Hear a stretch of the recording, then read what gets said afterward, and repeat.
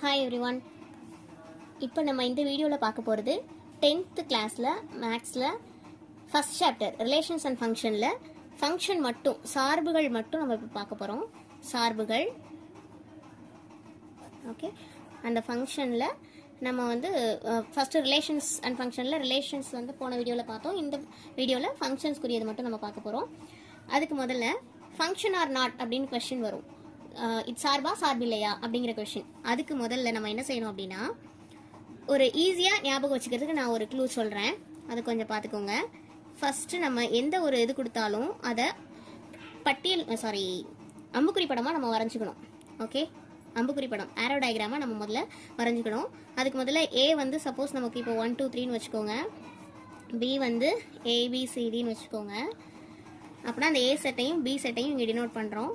1 2 3 A B C D. இப்போ நமக்கு R அப்படிங்கிற ரிலேஷன் அப்படிங்கிறது நமக்கு கிவனாக கொடுத்துருப்பாங்க. நமக்கு 1, A 2, C 3, B இப்படி வச்சுக்கோங்க. அதை நம்ம மேட்ச் பண்ணிக்கணும். 1, A அடுத்து 2, C 3, B இந்த மாதிரி மேட்ச் பண்ணி ஃபஸ்ட்டு ஆரோ டயக்ராம் வரைஞ்சி வச்சுக்கணும். அடுத்து பார்த்தீங்கன்னா இது சார்பா சார்பு இல்லையா அப்படிங்கிற கொஸ்டினுக்கு போகணும். ஸோ சார்பா இல்லையா, ஃபங்க்ஷன் ஆர் நாட் அப்படின்றதுக்கு செக் பண்ணுறதுக்கு 2 கண்டிஷன் ஞாபகம் வச்சுக்கோங்க. ஃபஸ்ட்டு நம்ம இந்த மதிப்பகம் இருக்கு இல்லையா, இந்த டொமைனை நம்ம குழந்தைன்னு வச்சுக்கலாம். இந்த இதை கோடமைன் அப்படின்னு நம்ம வச்சுக்கலாம். ஓகேங்களா, இதை வந்து குழந்தை, இது இந்த கோடமைனை வந்து அம்மா, குழந்தை தாய் அப்படின்னு நம்ம வச்சுக்கலாம்.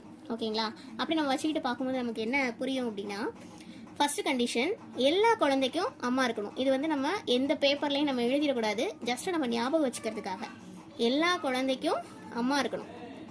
ஓகேங்களா, ஸோ எல்லா குழந்தைக்கும் தாய் அப்படிங்கிறது ஃபர்ஸ்ட் கான்செப்டாக நம்ம ஈஸியாக ஞாபகம் வச்சுக்கலாம். இங்கே உள்ள எல்லா குழந்தைக்கும் அம்மா இருக்காங்களா அப்படின்னா 1க்கு அம்மா A, 2க்கு C, 3க்கு B. ஓகே, ஸோ எல்லா குழந்தைக்குமே அம்மா இருக்காங்க. So first condition satisfied. Second condition என்ன அப்படின்னா, ஒரு குழந்தைக்கு ஒரு அம்மா தான் இருக்கணும். ஒரு குழந்தைக்கு ஒரு அம்மா தான் இருக்கணும். அதாவது ஒரு குழந்தைக்கு 2 அம்மாங்கிறது சில இடத்துல வரும். இங்கே இருந்து 1க்கு வந்து சியும் மேட்ச் பண்ணியிருப்பாங்க சில இடத்துல. அப்படின்னா நமக்கு 1ங்கிற குழந்தைக்கு ஏயும் அம்மா சியும் அம்மான்னு இருக்கும். நம்ம நார்மல் லைஃப்பில் ஒரு குழந்தைக்கு 2 அம்மா இருக்கிறதுக்கு சான்ஸ்கள் இல்லை. அதே நேரம் இப்போ பார்த்தீங்கன்னா 1ஓட இப்போ சி மேட்ச் பண்ணியிருந்தாங்கன்னு வச்சுக்கோங்களேன். அப்படின்னா 1ங்கிறதுக்கு ஏயும் அம்மா சியும் அம்மான்னு அர்த்தம். அது பாசிபிள் இல்லை. ஓகே, ஸோ அது வந்து ராங். அதே இது இப்போ ஏ இந்த இடத்துல இருந்து 1க்கும் 2க்கும் சேர்த்து ஏவை மேட்ச் பண்ணியிருந்தாங்க அப்படின்னா 1க்கு ஏ அம்மா, 2க்கும் ஏ தான் அம்மா. அப்படின்னா என்ன அர்த்தம், 2 குழந்தைக்கு ஒரு அம்மா. அப்போ 2 குழந்தைக்கு ஒரு அம்மா இருக்கலாம், ஆனால் 2 அம்மா இருக்கக்கூடாது. 2 குழந்தைக்கு ஒரு அம்மா இருக்கலாம், ஆனால் ஒரு குழந்தைக்கு 2 3 அம்மா இருக்கக்கூடாது. இதுதான் நமக்கு கான்செப்ட். ஓகே, ஃபர்ஸ்ட் கான்செப்ட் என்ன, எல்லா குழந்தைக்கும் அம்மா இருக்கணும். அது மொதல் ஐடியா. ரெண்டாவது வந்து ஒரு குழந்தைக்கு 2 அம்மா இருக்கக்கூடாது. ஓகே, ஒரு குழந்தைக்கு 2 அம்மா இருக்கக்கூடாது. அதை மட்டும் நீங்கள் ஞாபகம் வச்சுக்கோங்க. மற்றபடி நீங்கள் குழப்பிக்க வேண்டாம். ஒரு குழந்தைக்கு 2 அம்மாங்கிறது ராங். இப்போ 2 கண்டிஷன் சாட்டிஸ்ஃபை ஆகுதான்னு பாருங்கள். எல்லா குழந்தைக்கும் அம்மா இருக்காங்க, ஒரு குழந்தைக்கு 2 அம்மா இல்லை. ஸோ இது வந்து ஒரு ஃபங்க்ஷன், இது ஒரு சார்புன்னு நம்ம சொல்லலாம். ஓகே, ஸோ சார்புக்குரிய கண்டிஷனை நம்ம வேறு எதுவும் XY அந்த மாதிரி குழப்பிக்காமல் ஜஸ்ட் குழந்தை அம்மா அப்படிங்கிற கான்செப்ட் யூஸ் பண்ணி நம்ம சார்பா இல்லையா அப்படின்னு 2 பாயிண்ட் நம்ம கிளியராக சொல்லி நம்ம வந்து ஐடென்டிஃபை பண்ணிடலாம். ஓகே, சரிங்க. எப்படி இதை வந்து நம்ம பேப்பரில் ப்ரெசென்ட் பண்ணுறது? குழந்தை அம்மான்னு எழுத முடியாதுல்ல, அதுக்கு எப்படி எழுதலாம் அப்படின்னா, சப்போஸ் நமக்கு வந்து 1 2 3 ABCD இதில் வந்து ரீசன் சொல்லணும். இப்படி கொடுத்துருந்தாங்கன்னு வச்சுக்கோங்க, இப்படி இருக்குது அப்படின்னா இங்கே எல்லா குழந்தைக்கும் அம்மா இருக்காங்க. So first condition satisfied. Second condition பார்த்தீங்கன்னா ஒரு குழந்தைக்கு 2 அம்மா இருக்காங்க. ஸோ ரெண்டாவது கண்டிஷன் நமக்கு சாட்டிஸ்ஃபை ஆகாதனால இது வந்து ஒரு ஃபங்க்ஷன் இல்லைன்னு நம்ம சொல்லலாம். அதை வந்து எப்படி எழுதணும் அப்படின்னா, all elements in A has images in B. இது ஃபர்ஸ்ட் பாயிண்ட். ஓகேவா, ஸோ எல்லா ஏயில் உள்ள அனைத்து உறுப்புகளுக்கும் பியில் நிழல் உரு உள்ளது. ஆனால் ஏயில் உள்ள 1 என்ற உறுப்புக்கு மட்டும் பியில் 2 நிழல் உருக்கள் உள்ளன. ஆகையால் இது சார்பல்ல அப்படின்னு எழுதணும். சரிங்களா, element in A 1 has 2 images in B, so it is not a function அப்படின்னு சொல்லி நம்ம மென்ஷன் பண்ணி எழுதணும். ஓகேங்களா, இமேஜ், ப்ரீ இமேஜ் அந்த மாதிரி வார்த்தைகளை யூஸ் பண்ணி இதை நமக்கு அதோட விளக்கம் கொடுக்கணும் இல்லையா, ஏன் வந்து இது சார்பு இல்லை அப்படின்றத நம்ம மென்ஷன் பண்ணி ஆகணும். அதுக்காக நம்ம இதை யூஸ் பண்ணுறோம். ஓகேங்களா, அடுத்து பார்த்தீங்கன்னா நம்ம வந்து சார்புகளை வந்து எப்படி குறிக்கணும் அப்படிங்கிற வகைகளை பார்க்க போகிறோம். சார்புகளை குறிக்கும் முறை. இந்த குறிக்கும் முறை வந்து இம்பார்ட்டன்ட் 5 மார்க் கொஸ்டின். இது ரொம்ப ஈஸி தான். ஃபஸ்ட்டு நம்ம 4 டைப்பில் அதை குறிக்கணும். ஃபர்ஸ்ட் வந்து வரிசை ஜோடிகளின் கணம்.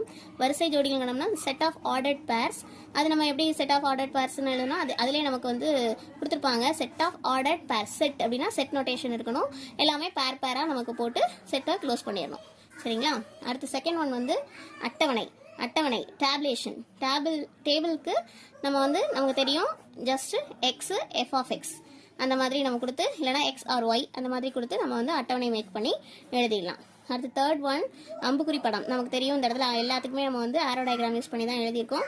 ஸோ அம்புக்குறி படம் ஆரோ டயக்ராம் வந்து ஜஸ்ட் இந்த மாதிரி போட்டு எழுதணும். அடுத்து ஃபோர்த் ஒன் வந்து வரைபடம், தட் இஸ் கிராஃப்.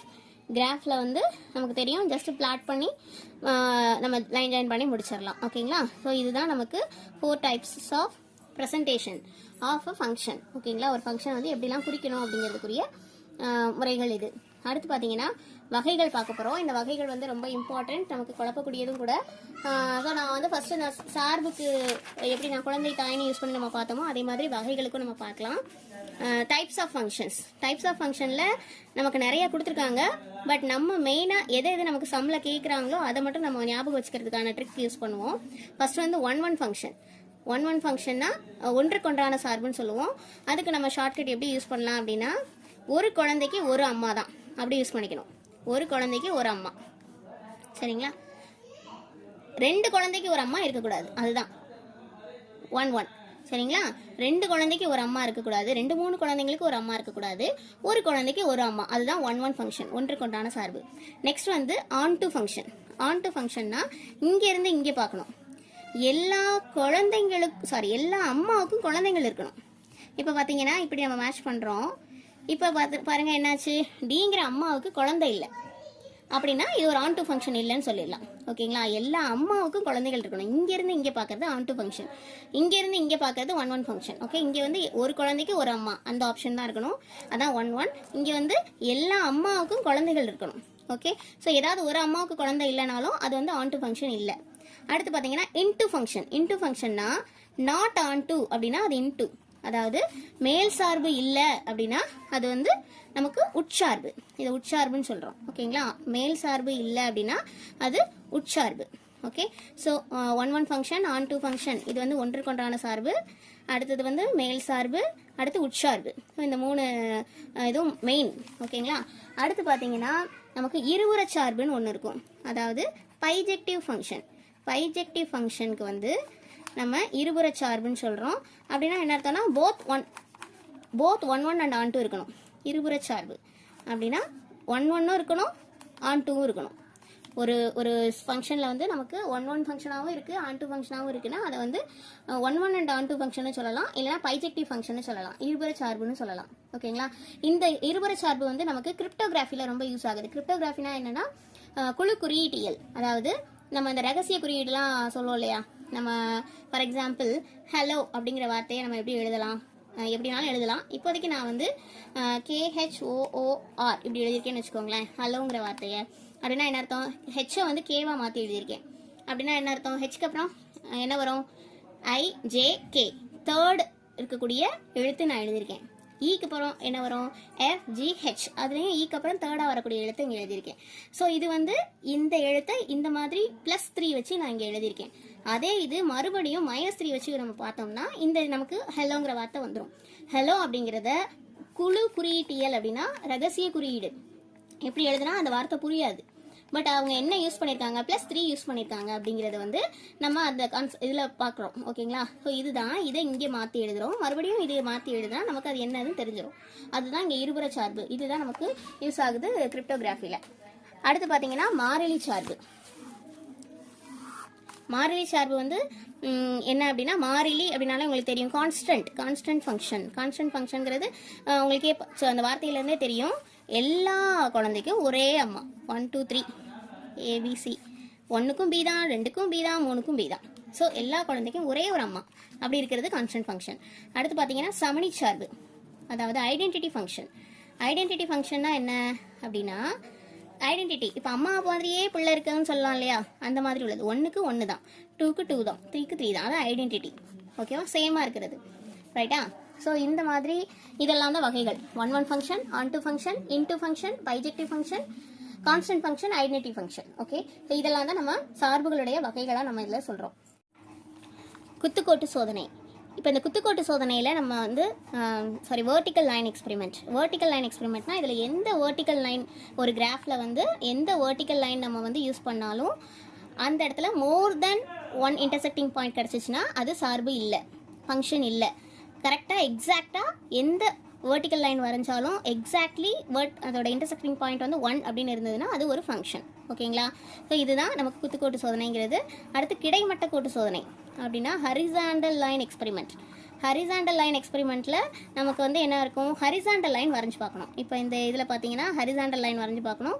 இதில் இன்டர்செக்டிங் பாயிண்ட் வந்து 2 வருது. அப்படின்னா இது வந்து 1 ஃபங்க்ஷன் இல்லை அப்படின்னு நம்ம ப்ரூஃப் பண்ணுறதுக்காக கிடைமட்ட கோட்டு சோதனை வந்து, அதாவது ஹரிசாண்டல் லைன் எக்ஸ்பெரிமெண்ட் வந்து 1 இல்லையான்னு பார்க்குறதுக்கு நமக்கு யூஸ் ஆகும். அதை நம்ம வரைஞ்சி பார்க்கும்போது இன்டர்செக்டிங் பாயிண்ட் வந்து 1 இருக்கணும். மோர் தென் 1 இருந்துச்சுன்னா அது நாட் 1. ஓகேங்களா? ஸோ இதுதான் இந்த 2 எக்ஸ்பெரிமெண்ட்டும் நமக்கு யூஸ் ஆகக்கூடிய கான்செப்ட். ஓகேங்களா? தேங்க்யூ.